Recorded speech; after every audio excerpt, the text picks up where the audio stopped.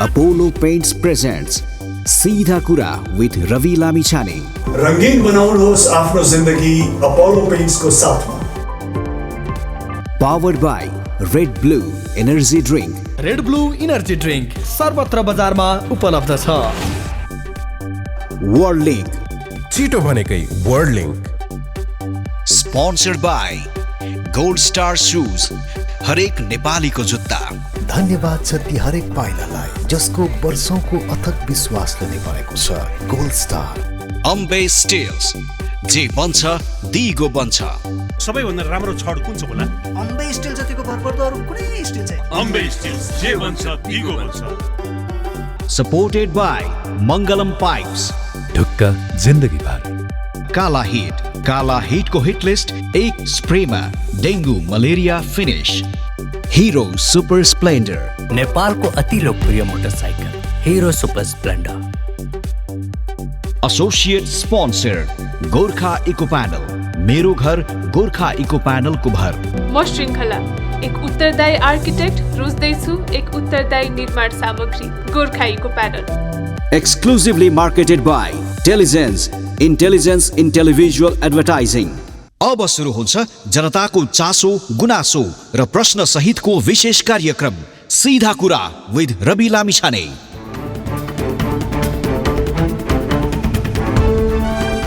आजको सीधा कुरामा प्रस्तुत गर्न गइरहेको छु गठबन्धन उम्मेदवारका विरुद्ध बागी उम्मेदवार बनेका चितवन कांग्रेसका नेताले प्रधानमन्त्री देउवालाई समेत नटेरेको विषय र उनीसँगको प्रत्यक्ष संवाद आजको कार्यक्रममा प्रस्तुत गर्छु। आजकै कार्यक्रममा निर्वाचनको मुखमा पोखरा महानगरपालिकाका केही वडामा विपन्न परिवारलाई राहतका नाममा रकम वितरण गर्न लागिएको विषय उठाउँदैछौँ अनि आजकै सीधा कुरामा धनगढी उपमहानगरपालिकाका मेयरका उम्मेदवार बनेका स्वतन्त्र मेयर गोपाल हमालसँग पनि कुराकानी गर्नेछौँ। अन्य विषय पनि छन् आजको सीधा कुरामा। नमस्ते, सीधा कुरा हेर्नको निमित्त टेलिभिजन सेट अगाडि बसिरहनुभएका र इन्टरनेटको माध्यमबाट विश्वभर हामीलाई हेरेर बसिरहनुभएका सम्पूर्ण आदरणीय दर्शक महानुभावहरूलाई म रवि लामिछाने हार्दिक स्वागत तथा अभिवादन टक्राउँछु।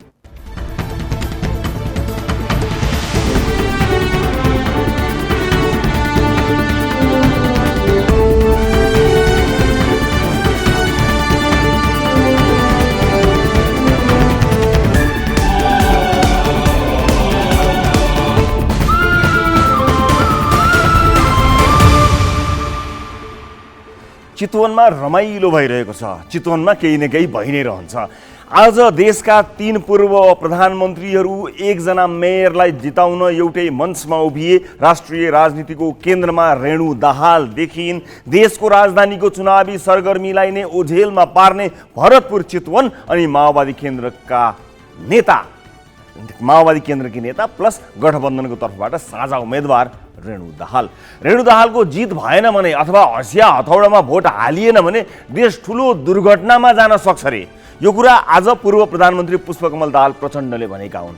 यो हेर्नुहोस्, म देखाउँछु तपाईलाई। गठबन्धन गणतन्त्र र लोकतन्त्रको आवश्यकता हो, देशको जनताको समृद्धि र विकासको आवश्यकता हो भन्ने नबुझेर हालिँदैन हँसिया हथौडामा भोट भन्नुभयो भने देश दुर्घटनामा जान सक्छ। देशका पूर्व प्रधानमन्त्रीको भनाइ हो यो। यसलाई रेणुका बाको भनाइ भनेर ग्रहण गर्न चाहन्न म, किनभने यति चाहिँ म भन्न सक्छु कि भरतपुर चितवनमा रेणु दाहालको काम पूर्वाग्रही नभई हेर्ने हो भने मजाले देखिन्छ। उनको सक्रियता स्वयं प्रचण्डको चुनावी क्षेत्र भएकाले विकास बजेटको उपलब्धता जेसुकै कारणले होस् अस्तव्यस्त सहरलाई छोडेर भित्री ठाउँहरूमा काम भएको देखिन्छ।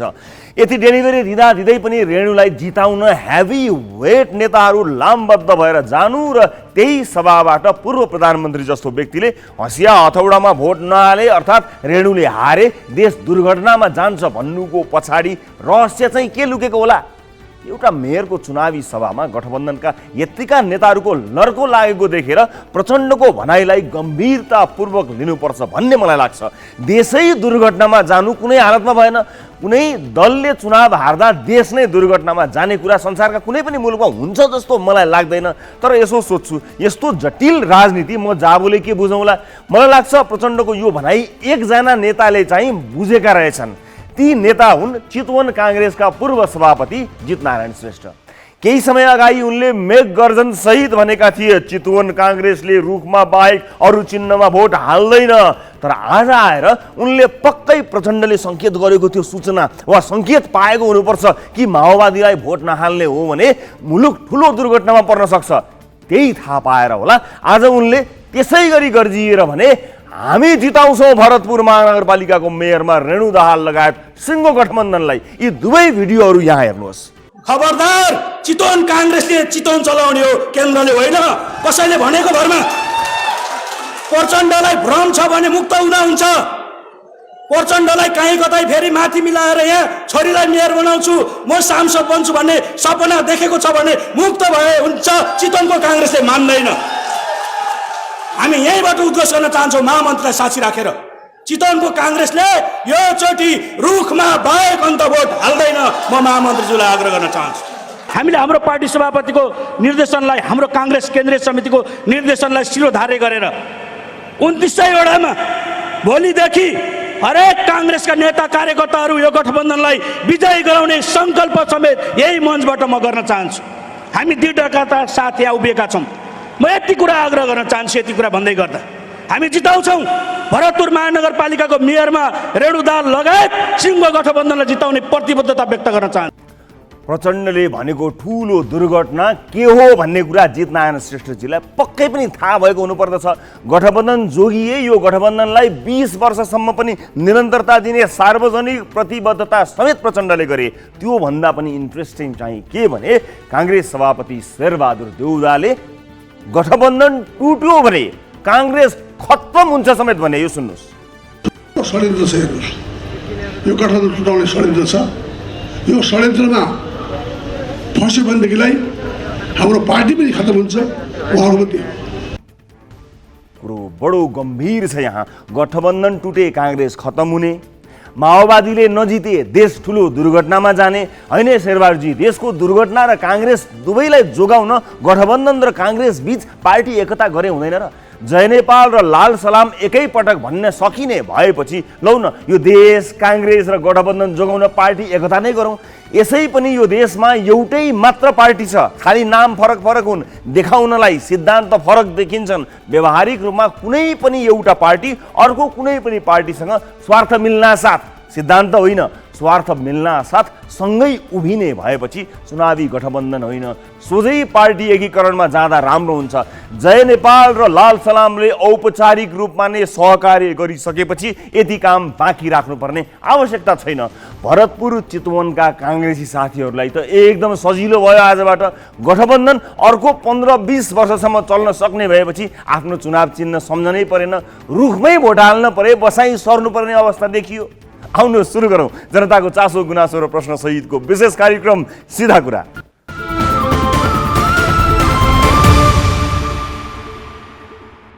ब्रेकपछि स्वागत छ सम्पूर्ण दर्शक महानुभावहरूलाई सिधा कुरामा। दर्शक महानुभावहरू, विभिन्न विषयवस्तुहरू विशेष गरेर स्थानीय निर्वाचनसँगै हामी चुनाव केन्द्रित एपिसोडहरू प्रस्तुत गरिरहेका छौँ। स्थानीय निर्वाचनका विषयवस्तुहरू अचेलका एपिसोडहरूमा प्राथमिकताका साथ प्रस्तुत भइरहेका छन्, किनभने देशै निर्वाचनमय भएको छ। कार्यक्रम मार्फत केही न केही आम सर्वसाधारणलाई चेतना दिने हेतुले अथवा जानकारी दिने हेतुले हामीले चुनाव केन्द्रित विषयवस्तुलाई प्राथमिकताका साथ प्रस्तुत गरेका हौँ। सबभन्दा पहिला आजको पहिलो विषय, स्थानीय तहको निर्वाचनमा सर्वाधिक चर्चामा भरतपुर महानगरपालिका परेको छ। नेकपा माओवादी केन्द्रका अध्यक्ष पुष्पकमल दाहाल प्रचण्डकी सुपुत्री समेत रहेकी पूर्व मेयर रेणु दाहाल सत्ता गठबन्धनका तर्फबाट पुनः मेयरको उम्मेदवार बनेपछि उनलाई जिताउनु पर्ने भन्दै भोट माग्न देशका प्रधानमन्त्री शेरबहादुर देउवा नै भरतपुर पुगेका छन्। पटक पटक भरतपुरमा मेयरका लागि काङ्ग्रेसले माओवादीलाई नै भोट दिनु परेको भन्दै सत्ता गठबन्धनको निर्देशन लत्याएर रेणु दाहालका विरुद्ध काङ्ग्रेस नेता जगन्नाथ पौडेलले स्वतन्त्र उम्मेदवारी समेत दिएका छन्। उनले भुइँकटर चुनाव चिन्ह समेत पाएका छन्। यसअघि सरकारकै मन्त्रीदेखि नेपाली काङ्ग्रेसका शीर्ष नेताहरूले उम्मेदवारी फिर्ताका लागि फकाउँदा समेत नमानेका पौडेललाई मनाउन बुधबार प्रधानमन्त्री देउवा नै चितवन पुगे। तर पौडेलले प्रधानमन्त्रीसँग उम्मेदवारी फिर्ताका विषयमा कुरै गर्न मानेनन्। यो रिपोर्ट हेर्छौँ र त्यसपछि उनी उम्मेदवारसँग केही कुराकानी गर्नेछौँ। यो रिपोर्ट हेर्नुहोस्। स्थानीय तहको निर्वाचन नजिकै गर्दा चर्चाको चुलीमा छ चितवनको भरतपुर महानगरपालिका। सत्ता गठबन्धनको भागभण्डामा माओवादी केन्द्रको भागमा परेको यो महानगरमा प्रमुख प्रतिस्पर्धी दलका उम्मेद्वारलाई जित्न नदिन गठबन्धनले पुरै शक्ति खर्चिरहेको छ। प्रधानमन्त्रीदेखि गृहमन्त्री, पूर्व प्रधानमन्त्रीदेखि पूर्व प्रधान न्यायाधीश समेत भरतपुरमा खटिएका छन्। गठबन्धनका लागि ठूलो टाउको दुखाइ बनेका छन् जगन्नाथ पौडेल। भरतपुर महानगरको प्रमुख पद माओवादी केन्द्रलाई छाडेकोमा असन्तुष्टि जनाउँदै राष्ट्रिय सभाका पूर्व सदस्य नेपाली कांग्रेसका नेता जगन्नाथ पौडेलले स्वतन्त्र उम्मेदवारी दर्ता गराएका छन्। पौडेलको स्वतन्त्र उम्मेदवारीले माओवादी केन्द्र मात्र होइन नेपाली कांग्रेस नै तरङ्गित भएको छ। सत्ता गठबन्धनका दलहरूले गठबन्धन दल सम्बद्ध व्यक्तिहरूबाट दिइएका उम्मेदवारी फिर्ता लिन लगाउने र नलिनेमाथि कारबाही गर्ने निर्णय गरेको थियो। सो निर्णय भरतपुरका प्रमुखमा रेणु दाहाल विरुद्ध पौडेलले दिएको उम्मेदवारीप्रति लक्षित भएको धेरैको बुझाइ छ। तर पौडेलले पार्टीको निर्णयलाई अस्वीकार गरे र उम्मेदवारी कुनै पनि अवस्थामा फिर्ता नलिने अडिगमा रहे। प्रधानमन्त्री एवं कांग्रेस सभापति श्रीबहादुर देउवाले उनलाई मैदानबाट हट्न पटक पटक निर्देशन दिइरहेका छन्। पौडेललाई उम्मेदवारी फिर्ता लिनका लागि गठबन्धनले निरन्तर आग्रह गरिरहेको छ। त्यसो त देउवाले रेणुको पक्षमा माहौल बनाउन गृहमन्त्री बालकृष्ण खाँड र प्रधानमन्त्री कार्यालयका राज्यमन्त्री उमेश श्रेष्ठलाई पनि नखटाएका भने होइनन्। पौडेललाई फकाउन खाँड चितवन स्थित उनकै निवासमा पुगेका थिए। खाँडले पौडेलसँग 2 पटक कुरा गरेका थिए। खाँडले पौडेलका प्रस्तावक कृष्णलाल सापकोटा र समर्थक भीमबहादुर श्रेष्ठलाई भेटेर उम्मेदवारी फिर्ताका लागि राजी गराउन आग्रह समेत गरेका थिए। सापकोटा पार्टीका पूर्व जिल्ला सभापति र श्रेष्ठ पूर्व सांसद हुन्। त्यति मात्र होइन, देउवाले पूर्व प्रधान न्यायाधीश गोपाल पराजुलीलाई समेत परिचालन गरेका थिए। पौडेललाई फकाउन पराजुली पनि भरतपुर पुगेका थिए। पौडेल र पराजुली आफन्त हुन्। तैपनि पौडेल टसको मस भएका छैनन्, बरु प्रचार अभियानलाई तीव्रता दिइरहेका छन्। यसैबीच बिहिबार सत्ता गठबन्धनले भरतपुरमा संयुक्त आमसभा गरेको छ। सो सभामा प्रधानमन्त्री देउबा, माओवादी केन्द्रका अध्यक्ष पुष्पकमल दाहाल प्रचण्ड, एकीकृत समाजवादीका अध्यक्ष माधव कुमार नेपाल लगायतले सम्बोधन गरेका थिए। देउबाले गठबन्धनको तर्फबाट उम्मेदवार भनेकी रेणु दाहाललाई जिताउन भोट मागेका थिए। भोलि आफ्नो साथीको मौका पाइहाल्छ नि, राम्रो काम गर्छु नि, मलाई पछि छोड्नुहोस् भन्नु, हामीलाई सहयोग गर्नु भन्नु नि, मलाई सहयोग गरेर हेर्नु पऱ्यो हामीले हेर्नुपर्छ। त्यसमै बुझ्दा चाहिँ हाम्रो कर्तव्य हो अहिले मलाई जिताउनु पर्ने कर्तव्य। यस्तो राम्रो काम गर्ने मान्छेले हरायो भनेदेखिलाई यहाँका जनताले के भन्लान्, भरतपुरका जनताले के भन्लान्, महानगरपालिकाका मान्छेले के भन्लान्।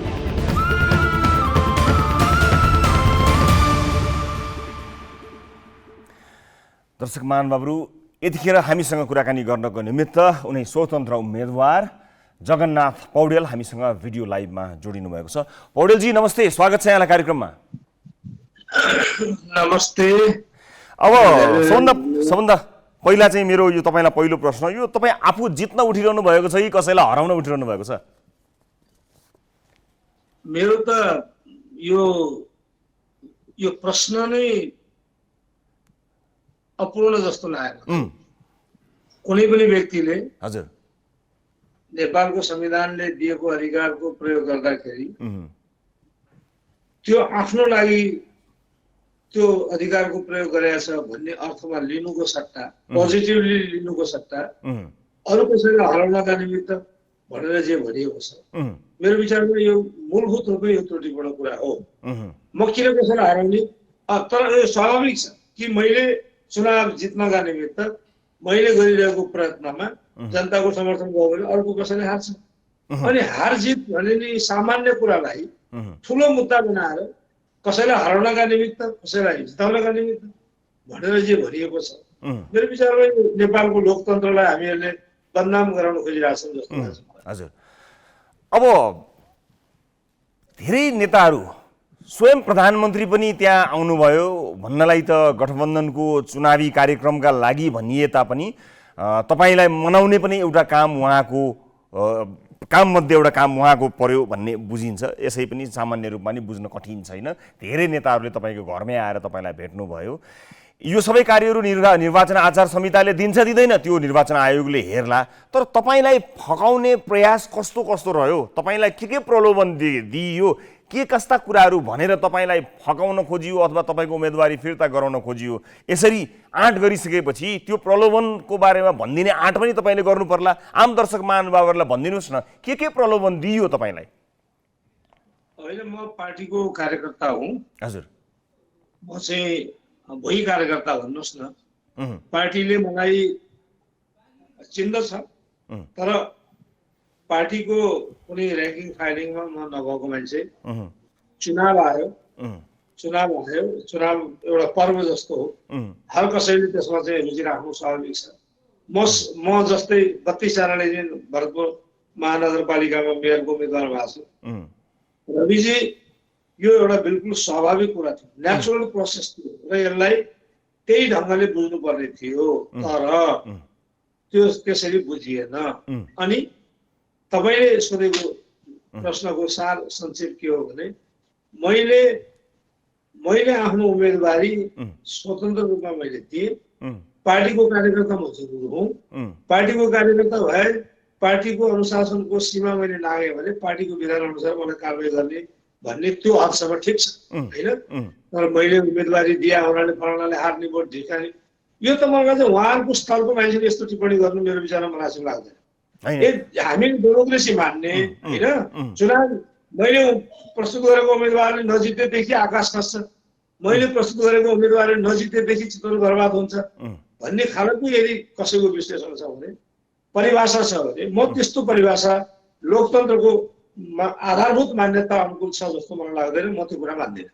अब पार्टीको निर्णयलाई तपाईँले मान्नुपर्ने एउटा भनौँ न त्यो एउटा शपथ तपाईँले खानुभएको छ नि, पार्टी हाइकमान्डले समग्र पार्टीलाई अथवा सम्पूर्ण देशकै हित भन्नुहुन्छ नि उहाँहरू, यो त समयको इतिहासकै माग हो भन्ने किसिमको व्याख्याहरू आइरहेका छन्। यस्तो अवस्थामा तपाईँ त बागी उम्मेदवार भन्नुभयो, जुन पार्टीका लागि तपाईँले शपथ खानुभएको छ, जुन राजनीतिक दलको एउटा कार्यकर्ता बनेर सिपाही बनेर तपाईँले पुरै जीवन बिताउनु भयो, त्यही दलको निर्णय त्यो दलले पनि सोचेर बुझेर विचार गरेर गरेको निर्णय होला। त्यो निर्णयको विरुद्ध तपाईँ उभिँदाखेरि पार्टी हितभन्दा आफ्नो जितलाई तपाईँले प्राथमिकता दिनुभएको अर्थ पनि लाग्ला नि?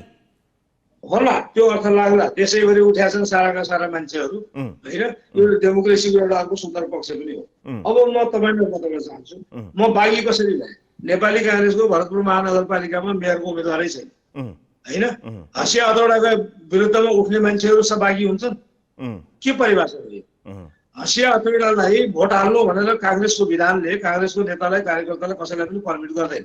ठिक छ, केन्द्रीय समितिले निर्णय गर्यो, नेपाली काङ्ग्रेसको विधानले नेपाली काङ्ग्रेसको केन्द्रीय समितिलाई नेपाली काङ्ग्रेसका आधारभूत कुराहरूको सीमाभित्र रहेर तिमीले निर्णय गर्नु भन्छ। त्यो निर्णय गर्दाखेरि चाहिँ काङ्ग्रेस पार्टी स्वेच्छाचारी हुन सक्दैन। काङ्ग्रेस पार्टीले के भन्छ भनेदेखि रुख चिन्हमा भोट हाल्नु, आफ्नो कार्यकर्तालाई त्यो आदेश दिनु भन्छ।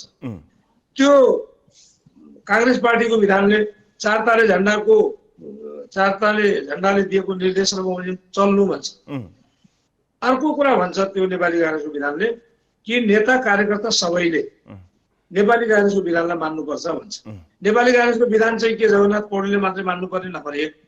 नम्बर 2, नेपाली काङ्ग्रेसको विधान अनुसार कहाँ छ त्यो व्यवस्था कि चाहिँ सभापतिजीले ल ठिक छ धेरै ठुलो बहुमत छ, हामीले मानेका छौँ, हामीले श्रद्धा गरेका छौँ, सभापतिजीका प्रति मेरो कुनै उ छैन, म बहुतै श्रद्धा पनि गर्छु, हार्दिकतापूर्ण तरिकाबाट मैले उहाँलाई अभिवादन गरेको छु, जय नेपाल गरेको छु, बारम्बार भेटेको छु, तर म कुनै चिज लिनका निमित्त म गएको छैन। त मेरो कुरा के छ भने सभापतिजीले पनि त नेपाली काङ्ग्रेसको विधान त पालना गर्नुपर्छ होला नि त। नेपाली काङ्ग्रेसको विधानमा काङ्ग्रेसको कार्यकर्तालाई हँसिया हतौडामा भोट हाल्नु भनेर दिने निर्देशन दिने त्यस्तो व्यवस्था छ, तर त्यो चाहिँ त्यसको समीक्षा हुनुपर्छ। तर गठबन्धन गरिसकेपछि गठबन्धनकै कारणले गर्दाखेरि तपाईँको पार्टीको सभापति यो देशको प्रधानमन्त्री बन्नुभएको छ, त्यो गठबन्धनकै सहयोग हो।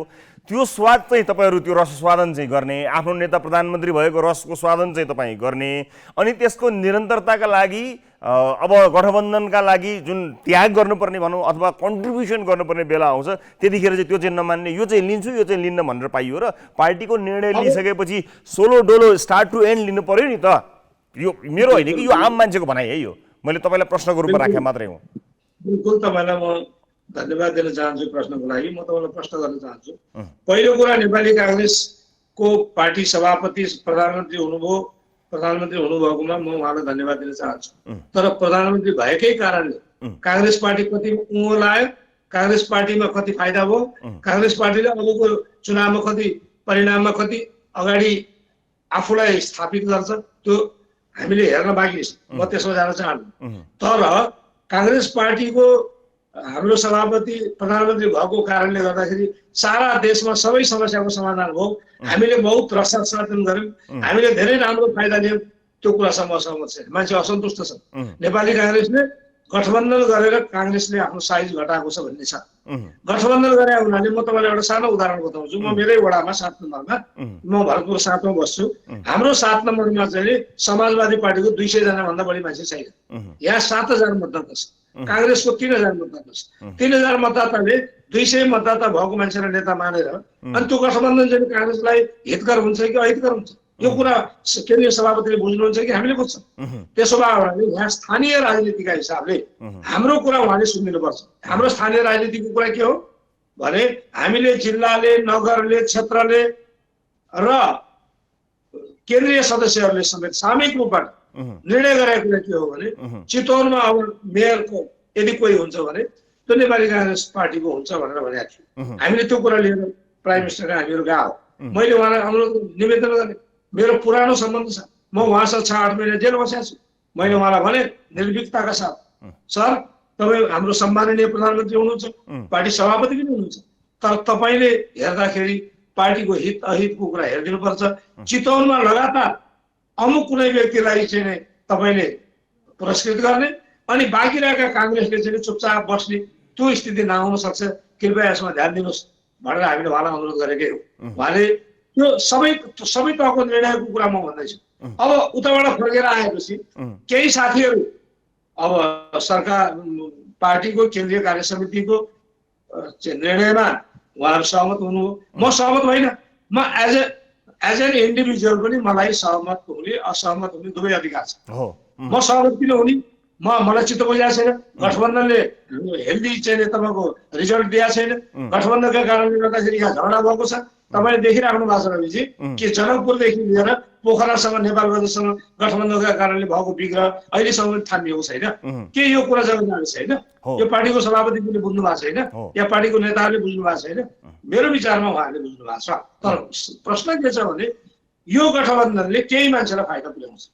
तपाईँ लगायतका यति धेरै साथीहरूको असन्तुष्टि छ, जुन असन्तुष्टिलाई आम मान्छेहरूले एक किसिमले अनुमोदन गरेका छन्। Yes you are right, Jagannathji जस्तो मान्छे चाहियो है, यस्तो पो हुनुपर्छ त, हो त, व्यथिति विरुद्ध बोल्नुपर्छ भनेर तपाईँहरूले तारिफ पाउनुभएको छ। तपाईँलाई प्रतिनिधि पात्रको रूपमा मैले भने धेरै साथीहरूले यो व्यथिति हो, पार्टीको यो कुरालाई मान्नु हुँदैन, हामीले विद्रोह गर्नुपर्छ भनेर भनेका छन् र त्यसलाई धेरै मान्छेहरूले समर्थन पनि गरेका छन्।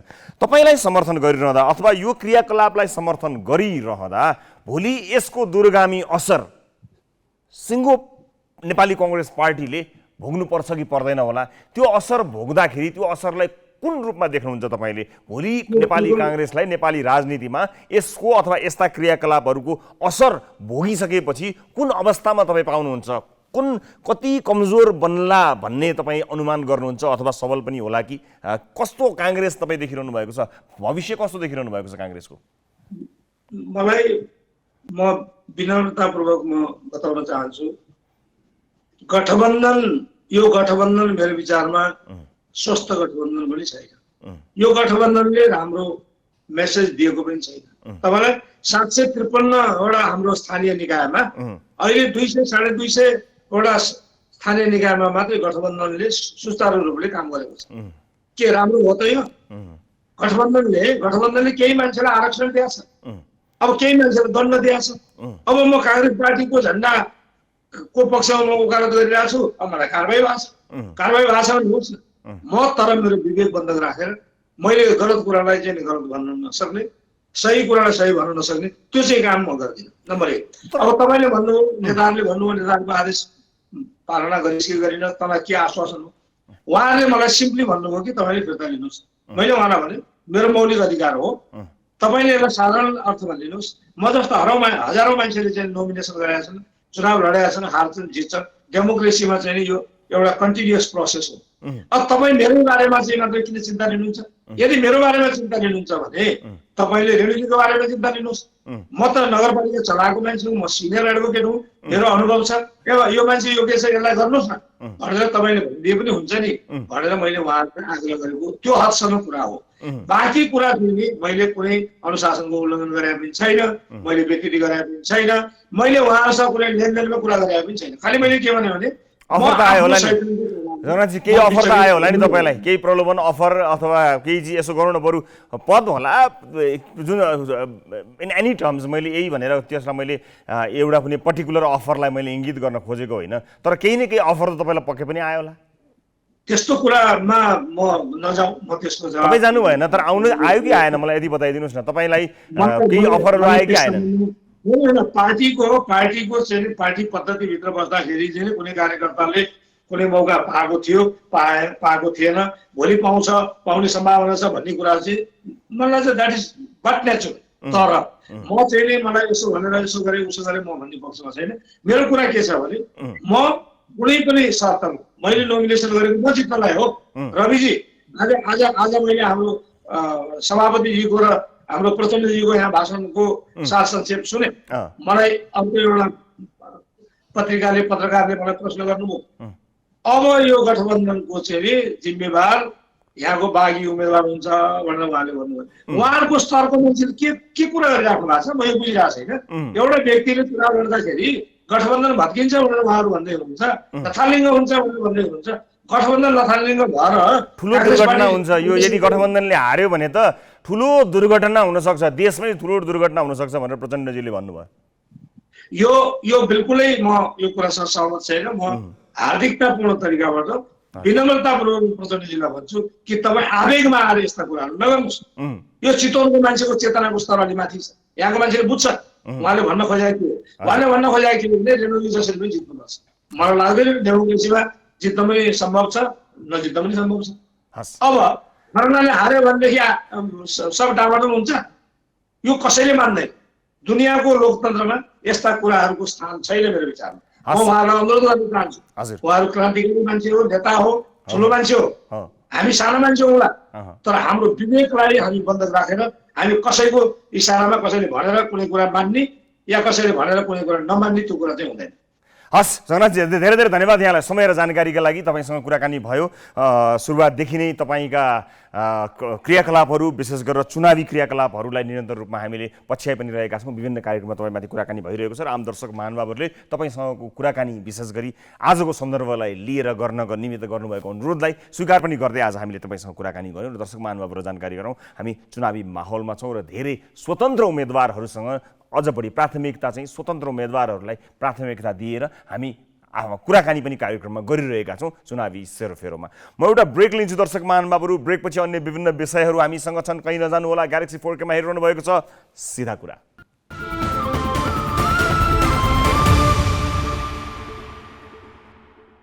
ब्रेकपछि स्वागत छ सम्पूर्ण दर्शक महानुभावहरूलाई सिधा कुरामा। दर्शक महानुभावहरू, अब आजको अर्को विषय, स्थानीय तहको निर्वाचनका लागि आचार संहिता लागू भइसकेको छ। यो बीचमा पार्टी उम्मेदवार तथा उम्मेदवारसँग सम्बन्धित कुनै पनि व्यक्तिले आर्थिक सहयोग राहत वितरण गर्न पाउँदैनन्।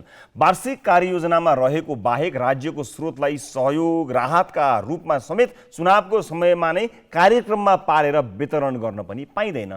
तर पोखरा महानगरपालिका 13मा मतदाताको केही दिन अघि मतदानको केही दिन अघि मात्रै विपन्न परिवारलाई राज्यको आर्थिक सहयोग वितरण गर्ने भन्दै वडा कार्यालयमै बैंकको काउन्टर राखेर भट्टाभट खाता खोल्न लगाइँदैछ। चुनावको मतदान अघि नै वडाका 1346 परिवारलाई जनै 10,000 का दरले दिने भन्दै सुरु गरिएको राहत वितरण कार्यक्रम निर्वाचन आचार संहिता विपरीत रहेको छ। पोखराबाट ब्युरो प्रमुख उत्तम पौडेलको यो रिपोर्ट हेर्नुहोस्। विपन्न परिवारका लागि राहत स्वरूपको रकम 60 लाख दिने भन्दै पोखरा महानगरपालिका 13मा चुनावको मुखमा धमाधम बैंक खाता खोल्न लगाएको पाइएको छ। वैशाख 30 गते हुने स्थानीय तहको निर्वाचनको आचार संहिता विपरीत महानगरका वडा कार्यालयबाट विपन्नका नाममा जनै 10,000 दिने भन्दै खाता खोल्न बुधबार र बिहीबार वडा कार्यालयमा भिड नै लागेको थियो। स्थानीयलाई वडामा बोलाएर एनआइसी एसिया बैंकमा चुनाव अगाडि खाता खोल्ने र 25 गते आइतबारबाट पैसा खातामा हाल्ने भन्दै तयारी भइरहेको बताइएको छ। मतदानको दिनसम्म पैसा खातामा आउने गरी प्रक्रिया अगाडि बढाइएको र त्यसले मतदाता प्रभावित पार्न सक्ने स्थानीयको आरोप छ। 3 दिनमा करिब 600 परिवारलाई 10,000 का दरले दिने भन्दै खाता खोल्न आह्वान गरिएको कारण स्थानीय तछाड मछाड गर्दै खाता खोल्न वडामा पुगेका छन्। नागरिकता र फोटो लिएर वडामा पुगेका स्थानीय क्यामेराको अगाडि पनि बोल्न मानेनन्। हिजो मात्र 230 जनाको खाता खोलिएको र आज 200 जनाको खाता खोलिएको एनआइसी बैंकका प्रतिनिधि बताउँछन्। वडा नम्बर 13 का वडा अध्यक्ष दर्शन लामा अहिले चुनावी कार्यक्रममा सक्रिय छन्। उनले गत निर्वाचनमा एमालेको तर्फबाट भारी मतका साथ विजय भएका थिए। उनी कास्की नेकपा एमालेका जिल्ला उपसचिव पनि हुन्। आचार संहिता उल्लङ्घन गर्दै वडा अध्यक्ष लामाले सुकार्य गर्न लगाएको स्थानीयको आरोप रहेको छ। उनले कार्यवाहक अध्यक्षका रूपमा वडा सदस्य रहिम मुल्ला मियालाई वडाको जिम्मेवारी दिएका छन्। लामाले चुनावको मुखीमा मतदाता प्रभावित गर्ने काम गरेको आरोप रहेको छ। कार्यवाहक अध्यक्ष मियालाई हामीले यो के भइरहेको छ भनेर सोद्धा उनले यो विषय लुकाएर हामीसँग बोल्न मानेनन्। चुनावी माहौल बढेको र प्रचार प्रसार गर्ने काम भइरहेको बेला वडामा मतदाता प्रभावित पार्ने गरी खाता खोल्ने कार्य गलत रहेको प्रदेश निर्वाचन कार्यालयका प्रमुख हुमनाथ प्राजुरले बताए। सो कार्य रोक्न निर्वाचन कार्यालयले वडालाई जानकारी गराए पनि रोकिएको भने छैन। यदि अब वार्षिक स्वीकृत कार्यक्रम अन्तर्गत रहेर संयोगले यही समयमा परेको भयो भने यो चाहिँ निर्वाचनको मुखमा आएर यो अब अहिले एकदमै तीव्र रूपमा चाहिँ प्रचार प्रसारका कामहरू भइरहेको अवस्थामा राजनीतिक दलले चाहिँ एउटा चाहिँ राजनीतिक रङ मिसिन सक्छ भन्ने हिसाबको कुरा पनि ध्यान दिनुपर्छ र वडाले चाहिँ यो कार्यक्रम चाहिँ स्थगित गरेको राम्रो हुन्छ र निर्वाचन पछि नै दिए पनि हुन्छ यो चाहिँ। र अर्को कुरा यदि अब स्वीकृत कार्यक्रम छैन र अहिले नयाँ कार्यक्रम बनाएर केही वितरणहरू गरेको छ त्यो नयाँ कार्यक्रम अन्तर्गत रहेको छ भने यो त बिल्कुलै टोटल्ली आचार संहिता विपरीत हुन्छ। वडा नम्बर 13 मा गत स्थानीय तहको निर्वाचनमा नेकपा एमाले जितेको थियो। विपन्न परिवारलाई दिने राहत बाबतको रकम असार मसान्तसम्म बाँड्न मिल्ने प्रावधान रहेको छ। तर वडाले चुनाव आउन केही दिन मात्रै बाँकी रहँदा प्रक्रिया अगाडि बढाइनुलाई मतदाता किन्ने खेलको संज्ञा दिइएको छ।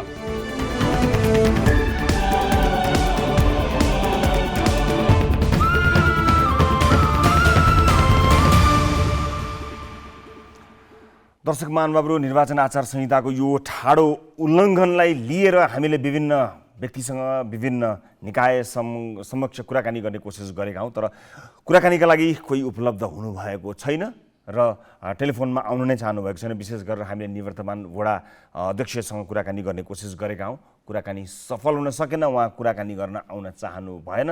हामी सम्बन्धित निकायको गम्भीर ध्यान आकर्षण गराउन चाहन्छौँ। निर्वाचनको मुखमा निर्वाचन आचार संहिताको उल्लङ्घन कहीँ कतैबाट नहोस्, यो कुरामा सबै सचेत रहन् भन्नका लागि पनि यो रिपोर्ट हामीले प्रसारण गरेका हौँ। हाम्रा संवाददाता मार्फत हामी यसको फलोअप अवश्य पनि गर्नेछौँ। यतिखेर कुराकानी गर्नको निमित्त कोही दर्शक टेलिफोन लाइनमा आउनुभएको जानकारी मैले पाएको छु। म उहाँलाई स्वागत गर्छु। नमस्ते, कहाँबाट को बोल्दै हुनुहुन्छ? नमस्ते, सुन्नु भएको छ मलाई? हजुर, एकदम सुनेछु सर। हजुर, कहाँबाट को बोल्दै हुनुहुन्छ?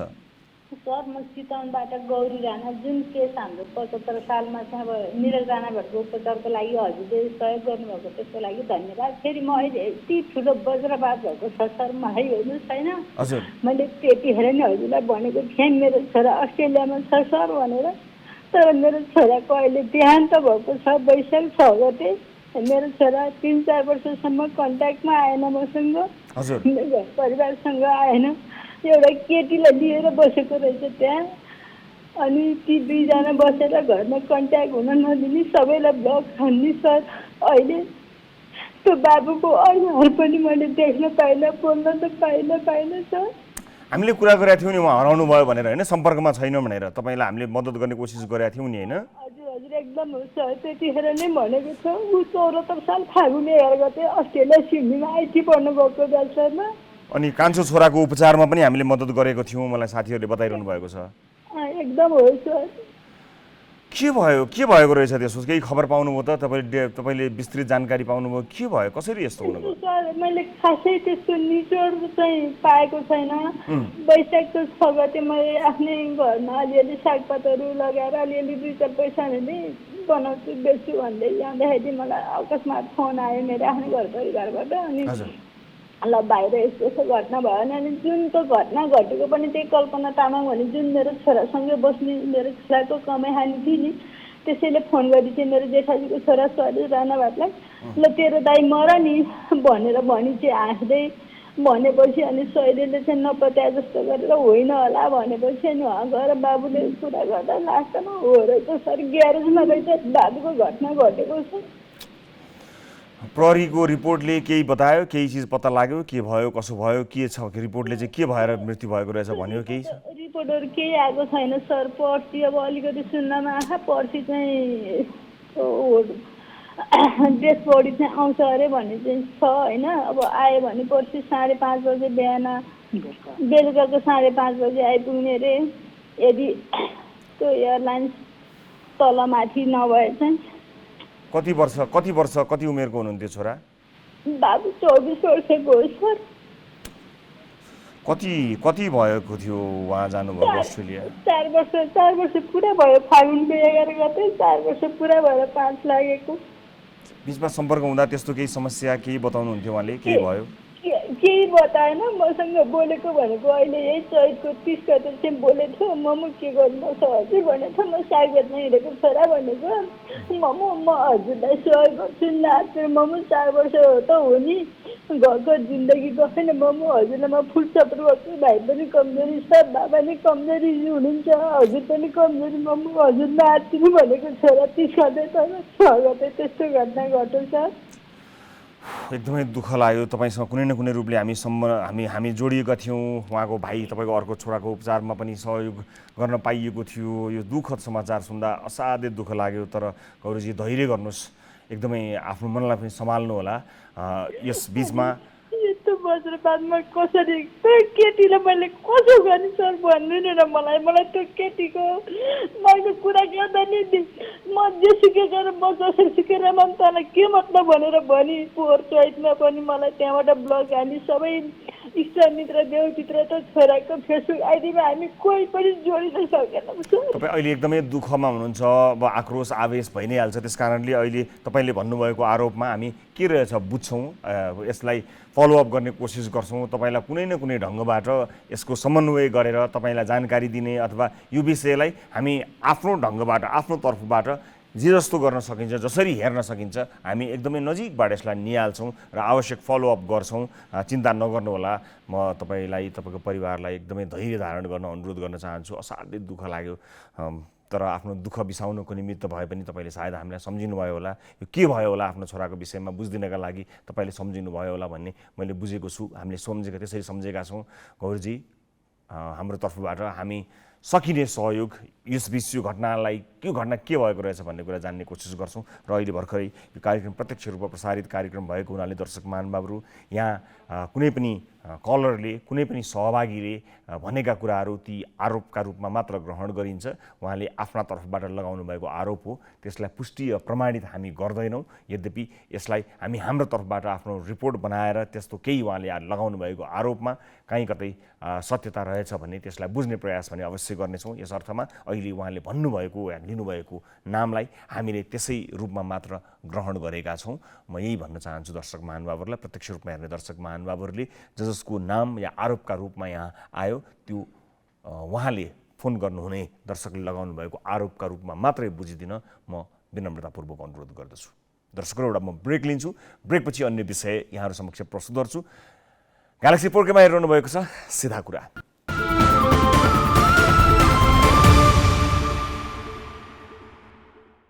ब्रेकपछि स्वागत छ सम्पूर्ण दर्शक महानुभावहरूलाई सिधा कुरामा। दर्शक महानुभावहरू, पछिल्ला केही श्रृङ्खलाहरू चुनाव केन्द्रित छन् र आगामी हप्ता पनि चुनाव केन्द्रित नै रहनेछ र दर्शक महानुभावहरूको जिज्ञासाहरू रिपोर्टहरूमा हाम्रो टिम अवश्य पनि काम गरिरहेको छ। यस बिचमा अन्य विभिन्न समस्याहरू भने हामी प्रस्तुत गरिरहेका छौँ, तर मूलतः हामी निर्वाचन केन्द्रित नै छौँ। तपाईँलाई सूचना दिन, तपाईँलाई सचेत गराउन, तपाईँको चासो जिज्ञासा मेटाउनको निमित्त। आऊ पनि त्यस्तै विषय। सुदूरपश्चिममा चर्चित नगर हो धनगढी उपमहानगर। यो उपमहानगर यसअघि त्यहाँ झिनो मतान्तरले पराजित भएका व्यवसायी हुन् गोपाल हमाल। यस पटक पनि मेयरका लागि उनी उम्मेदवार बनेका छन्। सुदूरपश्चिमको यातायात, व्यापार, व्यवसाय तथा पर्यटनका क्षेत्रमा क्रियाशील उनी समाजसेवामा समेत सक्रिय छन्। अहिले उनले राजनीतिक दलबाट राजीनामा दिएर स्वतन्त्र व्यक्तिले मात्रै धनगढी उपमहानगरको विकास गर्न सक्छ भन्दै स्वतन्त्र उम्मेदवारका रूपमा उम्मेदवारी दिएका छन्। यो रिपोर्ट प्रस्तुत गर्छौँ र त्यसपछि उम्मेदवारसँग कुराकानी गर्नेछौँ। यो रिपोर्ट हेर्नुहोस्।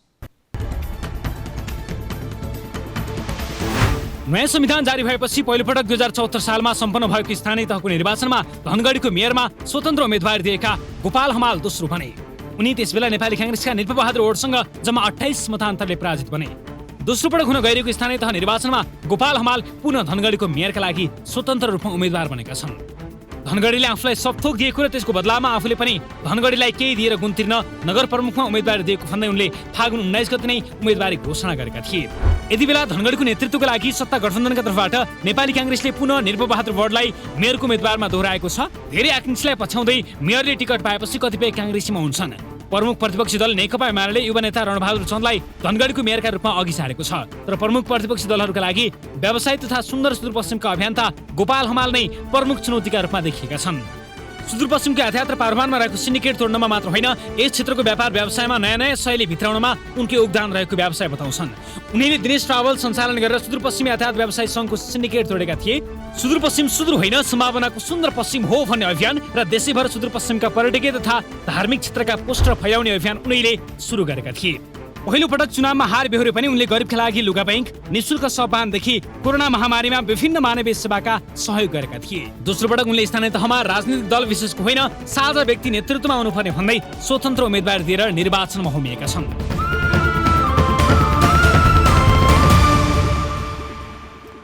दर्शक महानुभावहरू, पछिल्लो समय केही उम्मेदवारहरूसँग कुराकानी गरिरहेका छौँ। विशेष गरेर स्वतन्त्र उम्मेदवारहरू हाम्रो कुराकानीको प्राथमिकतामा छन् र देशैभरि का विभिन्न ठाउँहरूलाई, विभिन्न क्षेत्रहरूलाई हामीले समावेश गर्ने कोसिस निरन्तर गरिरहेका छौँ। आगामी एपिसोड्सहरूमा यो कोसिसलाई निरन्तरता दिन्छौँ। यतिखेर भने हामीसँग कुराकानी गर्न स्वतन्त्र उम्मेदवार गोपाल हमाल जोडिनु भएको छ प्रत्यक्ष भिडियो कलमा। उहाँलाई स्वागत गर्न चाहन्छु।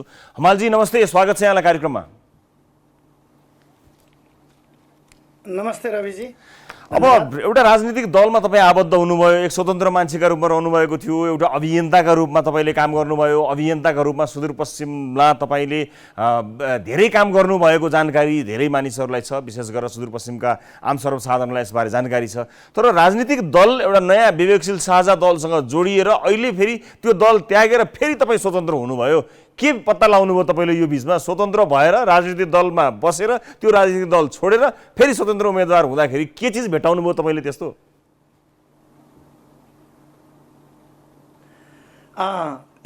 यो खास कुरा के हो भने म हिजो पनि स्वतन्त्र उम्मेदवार नै थिएँ। हजुर। त्यो बेला मेरो मत बदर धेरै भयो। मत धेरै बदर भएको कारणले त्यो बेला मेरो शुभचिन्तकहरूले एउटै कुरा के भन्नुभयो भने कि यदि चुनाव चिन्ह पाएको भए समयमा, किनभने हामीले 6 गते चुनाव चिन्ह पायौँ अनि 11 गते बन्द भइहाल्यो। अब मतदाता शिक्षा पनि भएन, स्वतन्त्रले प्रचार पनि राम्रोसँग गर्न पाएन। त्यसले गर्दाखेरि चुनाव चिन्ह यदि पहिले आउने भइदिएको भए तपाईँ चुनाव जितेको हो भन्ने कुरा धेरै शुभचिन्तकले भनिसकेपछि अनि मैले चाहिँ नि त्यो बेलामा चाहिँ नि अब भर्खरै विवेकशील र साझा मर्च भएको थियो। मैले आफूलाई सहयोग गर्ने शुभचिन्तक धनगढीवासीको आग्रहलाई स्वीकार गरेर मैले त्यो पार्टीमा म गएँ। अब किन गएँ भनेपछि अब त्यो नयाँ पार्टी थियो, त्यहाँ चाहिँ नि त्यस्तो बिग्रेको कुनै पनि चिज मैले देखेको थिएन। राम्रो राम्रो मान्छेहरू हुनुहुन्थ्यो, सायद राम्रो होला यहाँ गएपछि भन्ने हिसाबले म त्यहाँ गएको हुँ। र यसपटक मैले फेरि मत सर्वेक्षण गरेँ कि म के गरौँ। मैले 3 प्रश्न सोधेको थिएँ।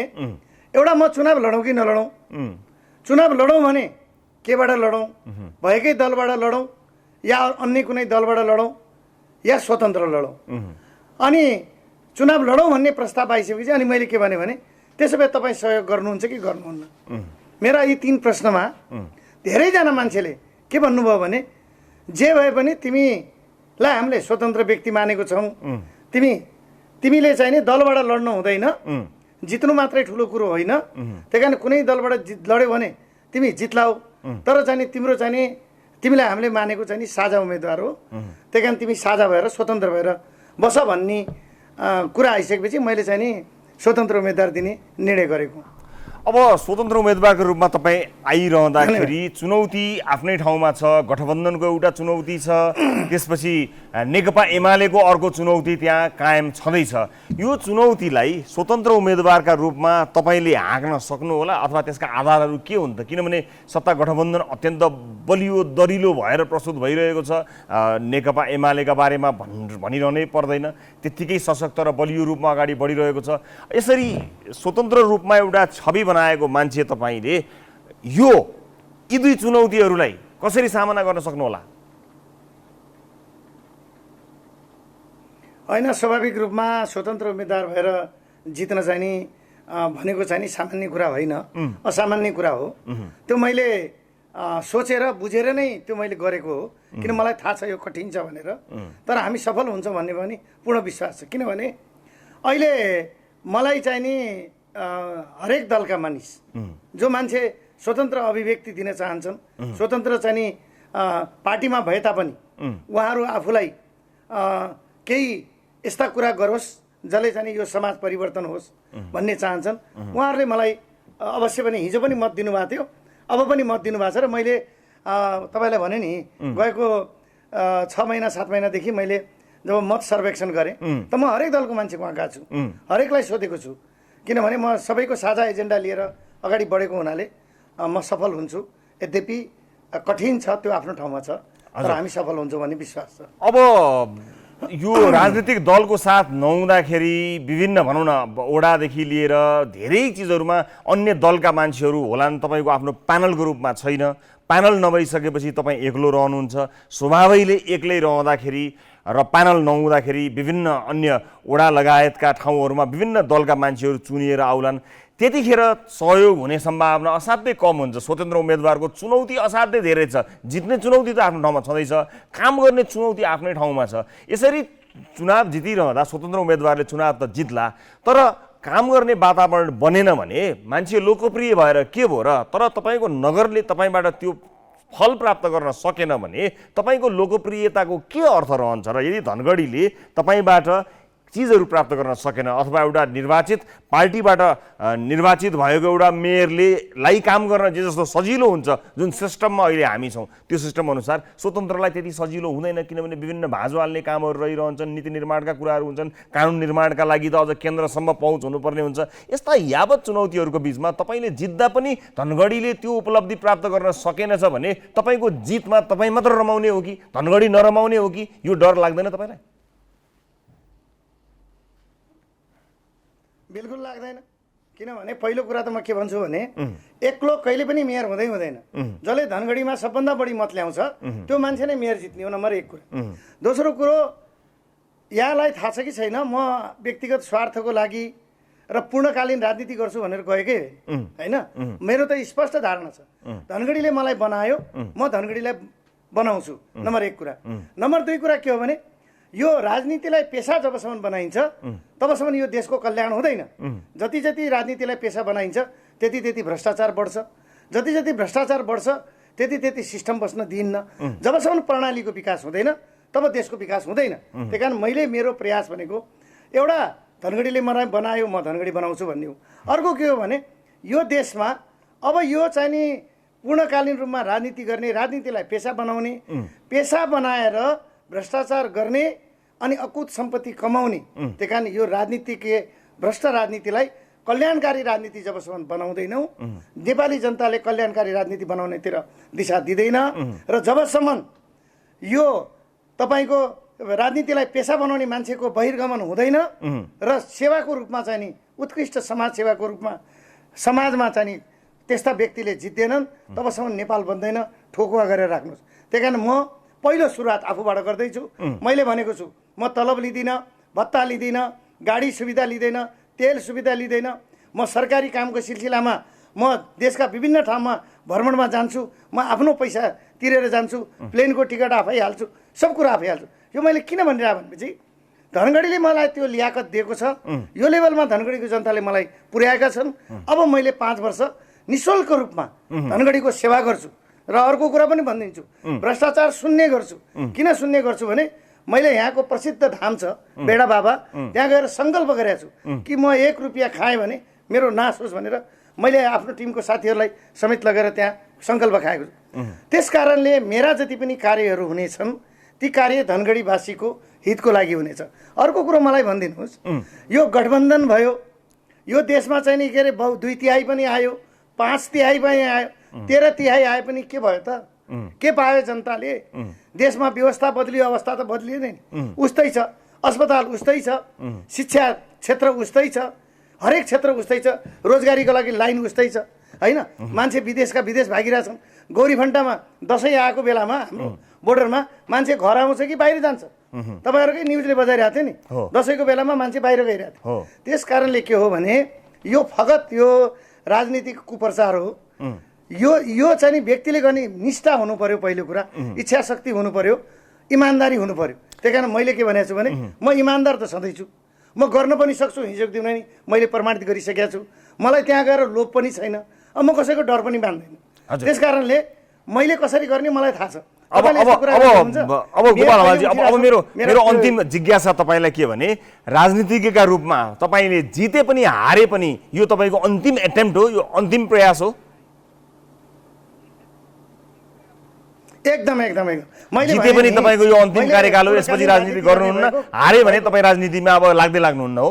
नै बिल्कुल नगर्ने म, किनभने 5 वर्षको मेरो अभियान हो यो, मैले अभियानको रूपमा लिएको छु। 5 वर्ष म चाहिँ नि यो अभियानमा सामेल हुन्छु र 5 वर्षपछि म जिते पनि हारे पनि म चाहिँ नि अब फिर्ता हुन्छु। हस्, यहाँलाई धेरै धेरै धन्यवाद समय र जानकारीको लागि। दर्शक महानुभावहरू, चुनाव केन्द्रित कुराकानीलाई कार्यक्रममा निरन्तरता दिइरहेका छौँ। स्वाभाविक रूपमा हो, देश चुनावमय भइसकेपछि कयौँ अर्थमा आम दर्शक महानुभावहरूलाई हामीले जानकारी प्रदान गर्नुपर्ने हुन्छ, कयौँ अर्थमा सूचनाहरू प्रदान गर्नुपर्ने हुन्छ र धेरै दर्शकहरूको चासो पनि रहन्छ। विभिन्न क्षेत्रलाई प्रतिनिधित्व गर्दै विभिन्न उम्मेदवारहरूसँग कुराकानी गर्छौँ र विशेष गरेर हाम्रो प्राथमिकतामा स्वतन्त्र उम्मेदवारहरू परेका छन् र विभिन्न ठाउँका स्वतन्त्र उम्मेदवारहरूसँग कुराकानी गर्ने क्रमलाई अझै पनि कार्यक्रममा निरन्तरता दिने नै छौँ भन्दै आजको लागि कार्यक्रमको लगभग निर्धारित समय समाप्त भइसकेको जानकारी आइसकेको छ। दर्शक महानुभावहरू, अर्को कार्यक्रममा अन्य विविध विषयवस्तुहरू लिएर यहाँहरू समक्ष प्रस्तुत हुनेछौँ। आगामी हप्तासम्म हाम्रो कार्यक्रम चुनाव केन्द्रित रहनेछ, त्यस कारणले हाम्रै साथमा रहनुहोला, विभिन्न माध्यमबाट हामीलाई प्रतिक्रिया दिन नबिर्सनुहोला। सिधा कुराको आजको श्रृङ्खलाबाट सम्पूर्ण युनिटका साथमा 10 औँला जोडेर नमस्ते र बिलामी छानेको।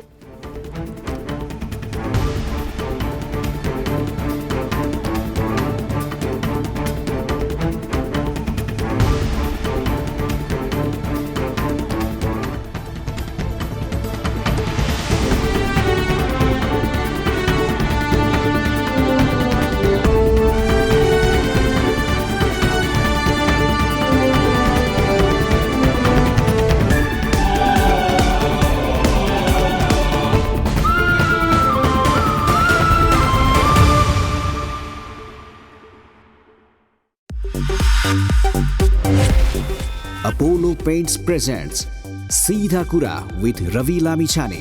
रंगीन बनाउनुहोस् आफ्नो जिन्दगी अपोलो पेन्ट्सको साथमा। Powered by Red Blue Energy Drink। Red blue energy drink सर्वत्र बजारमा उपलब्ध छ। World Link। छिटो भनेकै world link. Sponsored by Gold Star Shoes। हरेक नेपालीको जुत्ता। धन्यवाद छ ती हरेक पाइलालाई जसको वर्षौंको अथक विश्वासले निभाएको छ। Gold star. अम्बे स्टिल्स, जे बन्छ दिगो बन्छ। सबैभन्दा राम्रो छड कुन छ होला? अम्बे स्टिल जतिको भरपर्दो अरु कुनै स्टिल छैन। अम्बे स्टिल्स, जे बन्छ दिगो बन्छ। Supported by Mangalam Pipes। ढुक्का जिन्दगी भर। काला हिट को हिट लिस्ट एक स्प्रेमा dengue malaria finish. Hero Super Splendor, नेपालको अति लोकप्रिय motorcycle Hero Super Splendor. Associate sponsor Gorkha eco panel, मेरो घर गोर्खा इको पैनल को भर। म श्रृङ्खला, एक उत्तरदायी आर्किटेक्ट रोज्दैछु एक उत्तरदायी निर्माण सामग्री Gorkha eco panel. Exclusively marketed by Telligence, Intelligence in Televisual Advertising।